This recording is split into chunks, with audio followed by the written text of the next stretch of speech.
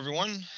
I'm Blake, and today I'm going to be showing you guys how to fill out a site survey form per our FOM. First thing you want to do is navigate to the UAS resource page in Canvas. If you don't have access to the sandbox, please reach out to Charles Ellis, Blake Neal, or Dave Moorfield, and we'll be sure to add you guys into the course. So first thing, go to modules, scroll down to the FOM resources module, and under forms, you will find the site survey form. Now, this is also attached to the bigger flight operations manual, but this one's for easy download and printing. So I went ahead and already downloaded it onto my computer, and I converted it to a Word document so I can show you guys how to type this out. So typically what I like to do is especially if I'm operating at a location where I've never been before, or if I'm filling this out at a location for the first time, I usually like to use this on the computer because a lot of this information is coming right from online or Google Earth anyways. But you could fill this out on site before you go out and fly. It would just be a lot harder to do for paper, but it's not impossible. And another thing to mention, this is the way I like to fill out my site survey form. You guys can definitely have variations of how you do this and how you retrieve your information. This is just as an example, the way I would recommend doing it, but you certainly can have your own methods. As long as you're getting the right information and teaching this to your kids, it should be good. So our little scenario today, we're going to be flying at a local sports complex, Karaki Park in Daytona. It's about 5 miles outside Daytona Beach, away from the Embry-Riddle campus. We're going to be flying the Skydio 2 Plus as a training for some of our students. We have our little scenario. So the type of UAS, first thing, we will have the Skydio 2 Plus out there. If you had more than one drone, you can certainly put that there. My RPIC name, which will just say Blake. The date, today's date, 5/29/24. If you were filling this out ahead of your flight, you certainly can put the date of your flight, name of location, Karaki Park. Closest airport ID, I know off the top of my head, is Daytona Beach International, but if you weren't sure, you could always pull up SkyVector. This is a nice little tool, or you can get your paper copy of your sectional, either one, or any other resource that you like to use. Some people like to use Aloft Air Control, which will be another video on how to fill out a Lance. But I know that this is 95 right here. Interstate 95, and I know that the park is just to the a little bit to the west of it, somewhere in this area. So our closest airport is definitely Daytona Beach. Go back to my Word document. CTAF or tower frequency. Could also find it here on the sectional 120.7. You can find that in a lot of other places online as well. ATC contact information. This one sometimes is a little bit harder. Sometimes you got to do a little bit of digging. Most of the time you'll be able to find it in the airport directory. Sometimes though it is a little bit harder to find. And what I had to do actually in this case is go to the airport's website and find the air traffic control tower phone number here. I don't really trust Google a lot of times just because sometimes it might give you an outdated number, but the airport's website should have the most up-to-date number. So put that there. Area of operation description. We'll keep it brief in this box. It is a sports complex / field. I can type. Most restrictive airspace type. We know that based off of our chart, I keep clicking on the wrong buttons here. Let's find it. Our SkyVector chart, that this is in fact a Class C airport because of the solid red ring. So go back over here. We know that it is Class Charlie. Our launch, Latin long, and elevation. This is where I like to pull out good old Google Earth Pro here. Nice little free software. And let's say today that we want to operate out on this field right here. So a good way to do that is to just drop a nice little pin, and then you're going to get a spit out of the Latin long right here. So we'll go ahead and copy paste that in. Now you might be asking, why do we need this information? Well, maybe you have an incident and you have a flyaway problem, and you have to call the air traffic control tower and notify them. Maybe you don't have a radio to talk to them on frequency, so you call them instead, and you need to know your exact location. Well, boom, you have it right here, ready to go on your site survey form already. Don't have to worry about finding it while you're in the middle of an emergency. You already have it ready to go. So takeoff vector, this really only applies if you're trying, maybe you're operating in a confined area, maybe you're flying a fixed wing drone, or you're worried about the wind with your drone.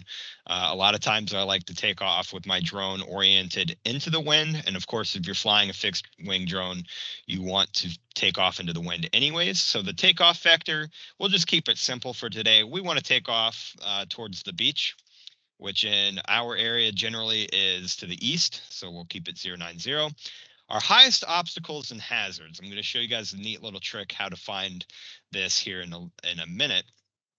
And that'll go for the entire operation area in this case. Our recovery location, we're just going to take off on our landing pad right where we or land right where we took off. So we'll keep that the same. If we wanted to change it and land in a different field, we would go back and change that. Recovery vector, again, we'll just use the reciprocal. So we were operating from the east. So we want to land to the west after that. And again, these will match because we're using the same obstacles, or I'm sorry, we're using the same location for our takeoff and recovery, but we'll come back to that one. So we'll go over here back to Google Earth, and I'll show you guys a nice little way to kind of estimate your highest obstacles if maybe you're not out on site, or you just want to give yourself a good estimate before you really go out there. So the first thing you need to do is turn on 3D terrain, because this is the big one right here. And then go over up here to the polygon tool, put this off to the side. And this is a little bit older satellite imagery, but that's still okay. Just going to get my point across. So we're going to just be operating over this general area right here. And you can already see how that 3D terrain is poking through your polygon. We're going to make this a little easier to see. I'm going to turn it light blue, and we'll turn the opacity down to about 30%, maybe 40%. There we go. And the altitude, we're actually going to make it clamped to ground, relative to ground. Here we go. So you want the altitude set relative to ground, and you see how the 3D terrain, our 3D terrain that we have in Google Earth, is kind of blocking our polygon. That is because it's relative to the ground at 0 meters. The obstacles are still poking through. So we want to keep going until we don't see anything poking through. So, you know, in this case, in Florida, it's kind of hard to demonstrate terrain and obstacles just because it's so flat.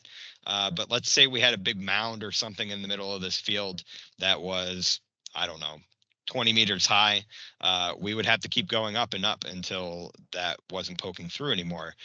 We do see a little bit, though. This little light post here looks like it's still kind of poking through our polygon. So we know that that is definitely an obstacle that we might have to account for. So we'll keep going up here just to make a point. And now at 24 meters, we are over this light post, and now the light post is below us. So I'll go ahead and hit OK and kind of show you guys. So now you see how our polygon at 24 meters above the ground is higher than these light posts. So we know that these light posts have to be under 24 meters, and our 24 meters is a good way, or a good minimum safe altitude. Let's see, 24 feet.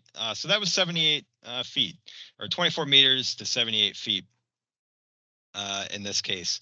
So we'll go over here, and we know that these are probably about 60-foot poles. But if we're operating 78 feet, could be our minimum safe altitude. I usually like to round up just to be super safe.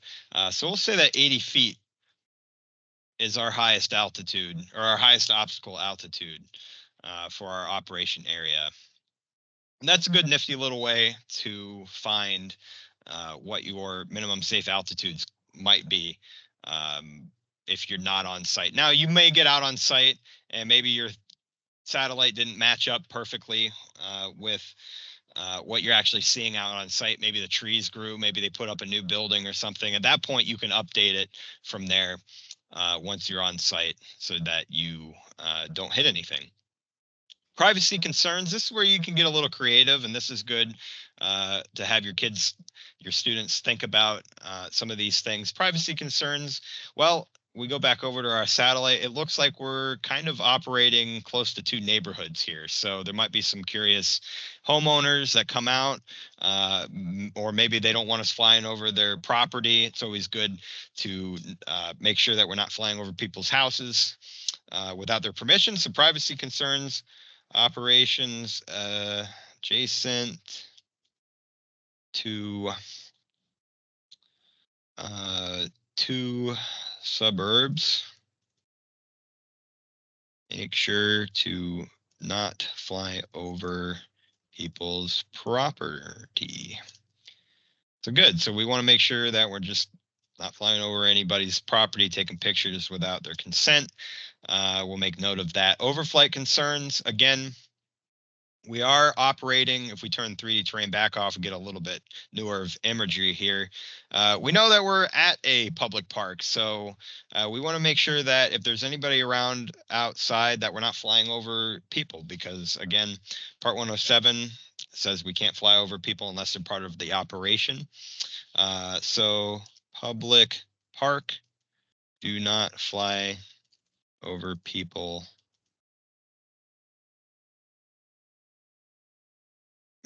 Mitigate with crowd control or avoid high traffic areas.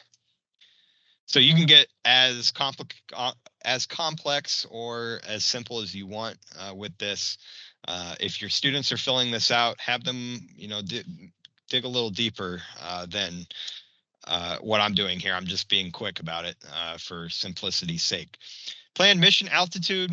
Let's say today we want to run a photogrammetry mission with our drones, and we need a minimum ground sampling distance of 1 inch. And we know based off of our pre-flight planning in Pix4D that we need to fly at least at 200 feet to achieve this. So we will go ahead and put in 200 feet above takeoff altitude, ATO. Our weather. So this is where you can pull weather right before you go out and fly, or you could maybe find the TAF for the day before, but definitely always update with the current METAR before you go ahead and plan. What I like to do actually is print out a copy of this before I go outside and fly, and then I just fill this in on paper right before we get out there, or right when we get out there, I pull up aviation weather and pull the METAR from that. So we'll go ahead and do that now. We'll look up aviationweather.gov. Go down here, KDAB, that's our nearest airport, and we'll hit go.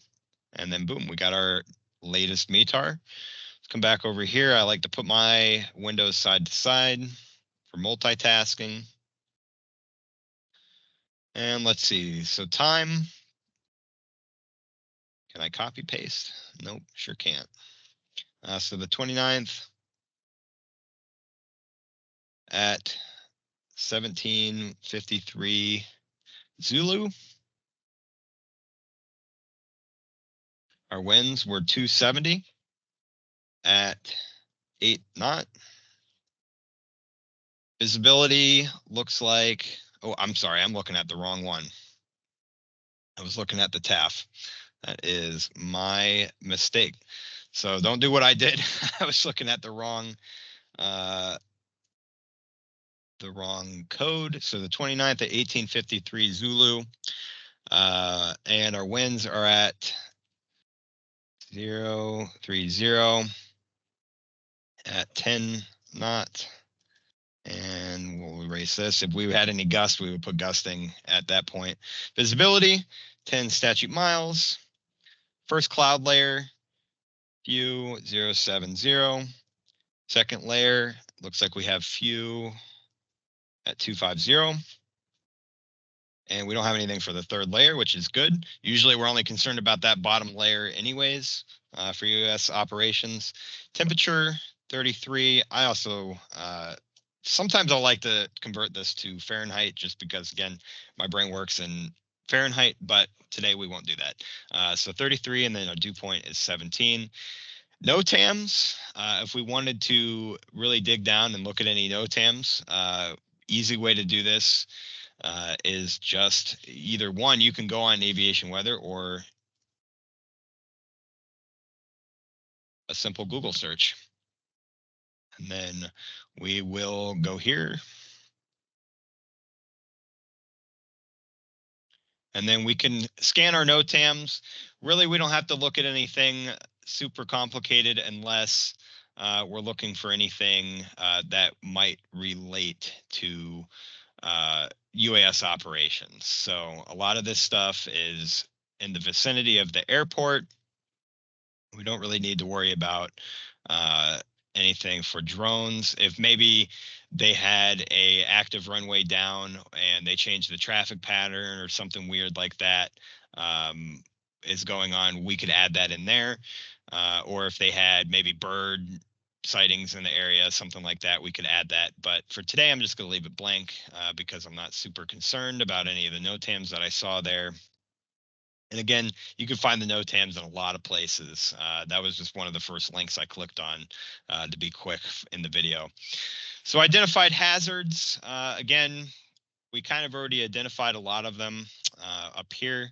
So again, I'm just going to go ahead and copy paste them over here. And these are kind of both hazards. Identified hazards. There's water over here. Maybe there's bird activity. An area possible due to water.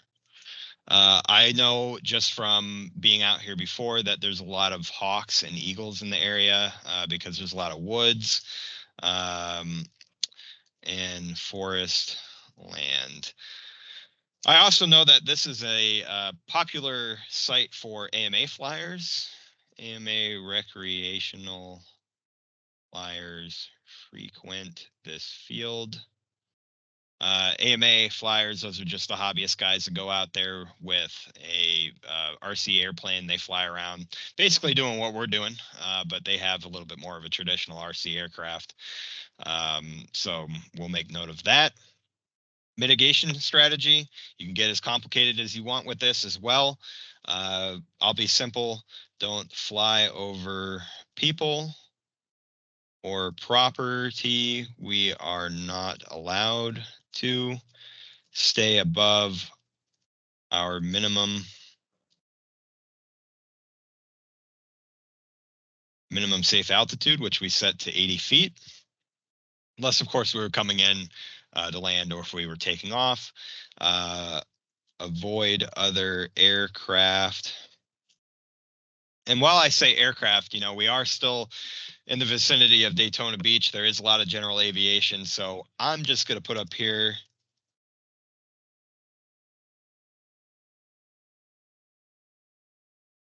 we do have a lot of general aviation as well. So of course we're still going to yield to any other aircraft, any manned aircraft per 107 rules. So our pick name and then the date. And that's about it. So the only other thing that you would have to do after filling this out is to check your lance. And I'm going to make a whole nother video on how to look to see if you need to do lance or not. But real quick, we'll go ahead and find our location down here. Cracky Park is somewhere in this vicinity here, and we know that we are in a 400-foot box in this location, so we're going to have to fill out a lance request and get that approved before we go out and fly. That'll be a whole nother video as well. This is something I always like to do in my site surveys as well, and show my students before we go out and fly. It's part of the site survey process. But again, that'll be a whole nother video. And the other thing I want to talk about is the FRAT, filling the FRAT out. You guys should be filling one of these out every time you go and fly. To find your FRAT form, again, it's over here in the UAS resource page. We'll download that, and we'll bring this over, convert this to docs real quick because I forgot to do it earlier.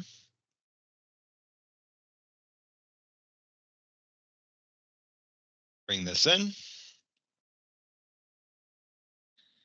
And this, the flight risk assessment tool is just something you should fill out to make sure you're operating within our minimum level of safety. And again, per the FOM, you should be doing this before every single flight. So I'm going to fill one out for our mock exercise here as well. So the type of operation, let's say that we're going out for the first time on our Friday fly day, and we have a green crew of students, and our instructor has a lot of hours, but our students are brand new, they're fresh in this semester, and they haven't flown yet. So we're going to go ahead and hit initial flight, which is a 4, which is high because we have a lot of new operators out there, and it makes sense that we would have a little bit higher of a number. Throughout the semester, maybe we're getting a little bit lower in our numbers. Maybe we have seasoned vets out there now flying at the end of the semester and we're at normal, or maybe in the middle of the semester, you know, we're going out just for some training, a little bit lower of a number. But for our initial flight, we'll hit 4. Duration of operation, the longer that we're out there flying around, the more that the chance of an accident will go up. That's just the nature of things. So, but we'll keep it simple today. We're only going to be out there for about an hour, less than an hour maybe. So we'll hit 1 for there, and that's a low chance of anything happening in that time frame. Simultaneous operations, we will only have 1 UA in the air at a time. We only have 1 RPIC out there, so we only have 1 aircraft in the air. More aircraft you have out flying around, the more chances that you're going to have, again, statistics-wise, for an incident. Hours of rest in the last 24 hours. This is not the hours of sleep that you got. It's the hours between your duty, your time off, basically. So if you went home at 5 the night before and then you came out and you're flying at 5 a.m., then you had 12 hours of rest. So that's what I mean by that. But let's say in this case that I took yesterday afternoon off and then we came in late in the morning and we have way more than 8 hours of rest. That's a low rating. The number of flights and type. So the RPIC in this case has been teaching for us for several years, and they have countless flights, over 100. In this case, myself, I have probably hundreds of UAS flights. So we'll go ahead and put 1 because we are over 100 for our RPIC. And that is a low chance because, again, I have experience. Number of flights in the last 90 days, I fly all the time. So, again, we'll put 1 here. Maybe if we have a little bit newer, or maybe we're just starting a semester and we haven't flown a lot, this is where our numbers can get a little bit higher. And our total UAS hours, again, I have quite a bit. So we'll put 1, which will give us a low readout here. And if you're keeping track of your logbooks, if you have a student crew, that's where you would add that. And then here, where you're going to find your information for this, is going to be from our site survey form, which is always good to fill out before you do the FRAT. So let's see, we'll bring this over again. We'll get these going side by side. My computer will let me do that. There we go. Current wind or max gust. So we don't have any gusts, but we do have current wind at 10 knots. So we're in a 2 right here in that box. Pretty low still. Forecast wind for landing time, that's still going to be the same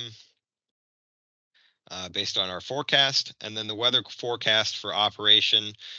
We have few at 7,000 feet, but it's clear below that, and the visibility is perfect at 10 statute miles. So we're going to go with a clear day because that will give us a nice low number.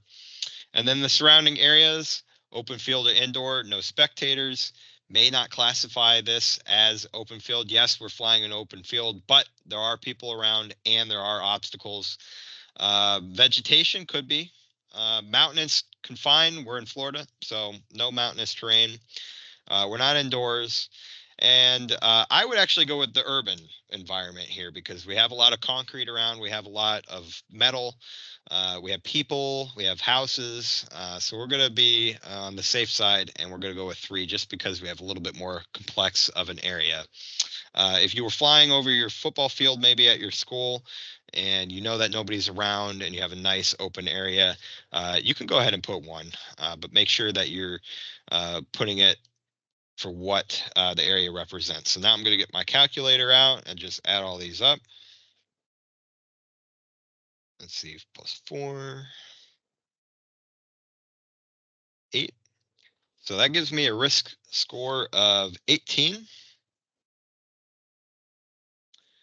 And we see here that is within our threshold of green. So this is a safe flight based off of the information we put it in.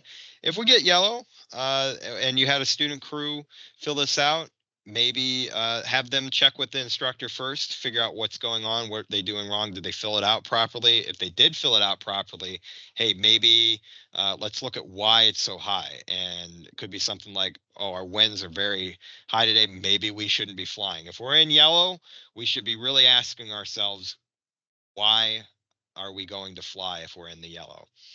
And then if we end up getting a really high score of red, we really should not be flying at all. And it does say here you can contact the director of flight ops, which would be Dave Moorfield. But quite honestly, again, if you're getting a red number, you should not be flying that day no matter what. Nothing is that important where you're risking the aircraft, people's lives, somebody could get injured or worse. So that is how you fill that out. And then I like to just keep this all in a nice little folder when I'm out flying, so that if there was an incident that occur, we have our ducks in a row. All right, so that is everything up to this point. The diagram of the operating area, I forgot to mention on the site survey form.